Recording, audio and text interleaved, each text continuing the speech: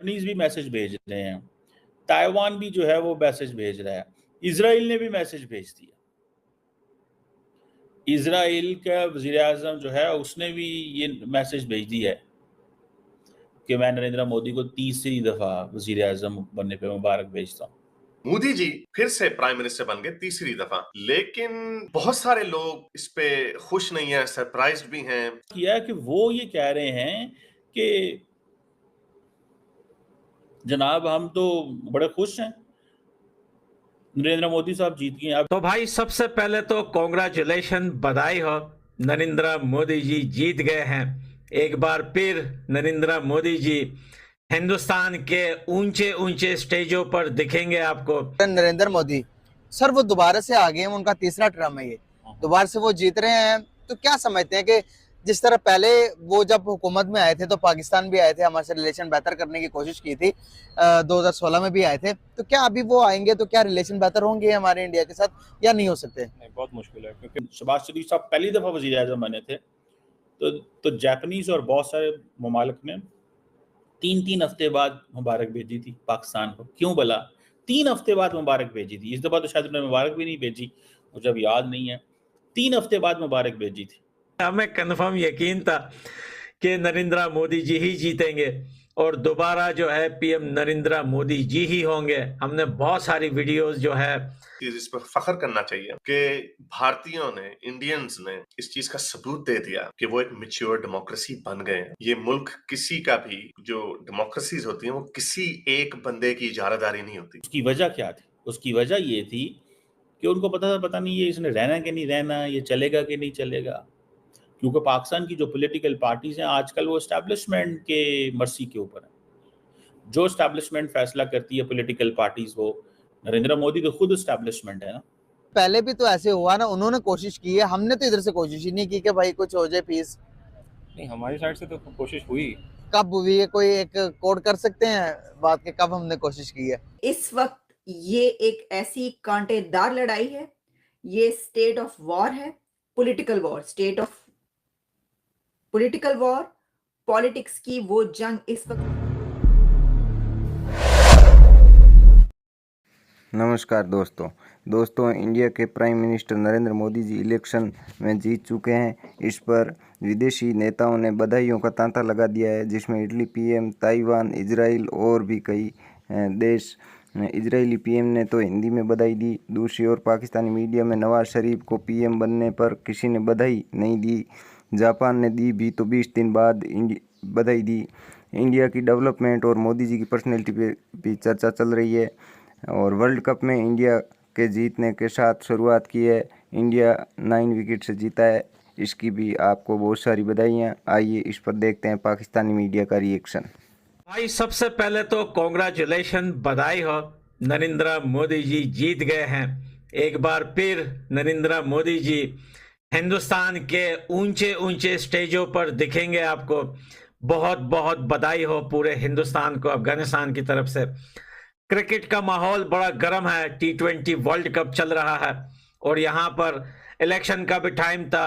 हिंदुस्तान में बहुत सारे लोगों ने कहा कि पठान भाई आपने मोदी जी के लिए वीडियो नहीं बनाई कि मोदी जी को सपोर्ट करें, मोदी जी को वोट दें। तो भाई हमें कंफर्म यकीन था कि नरेंद्र मोदी जी ही जीतेंगे और दोबारा जो है पीएम नरेंद्र मोदी जी ही होंगे। हमने बहुत सारी वीडियोस जो है वो नरेंद्र मोदी जी के लिए पहले बनाई है और अब मेरे ख्याल से बताने की ज़रूरत ही नहीं है। हिंदुस्तान के लोगों को पता है कि कौन सा प्राइम मिनिस्टर हिंदुस्तान के लिए अच्छा है और रहेगा, और वो है सिर्फ नरेंद्र मोदी जी। और आज बहुत बड़ा दिन है, हिंदुस्तान वर्सेस आयरलैंड का मैच भी है। एक अच्छा सा प्यारा सा गिफ्ट हो जाए हिंदुस्तान। कह रहे हैं कि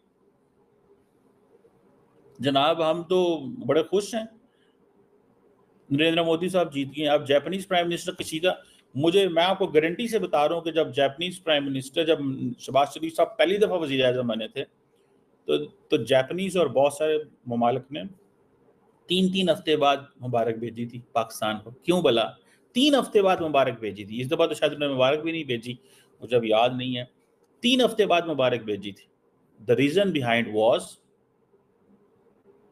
उसकी वजह क्या थी? उसकी वजह ये थी कि उनको पता था, पता नहीं ये इसने रहना कि नहीं रहना, ये चलेगा कि नहीं चलेगा।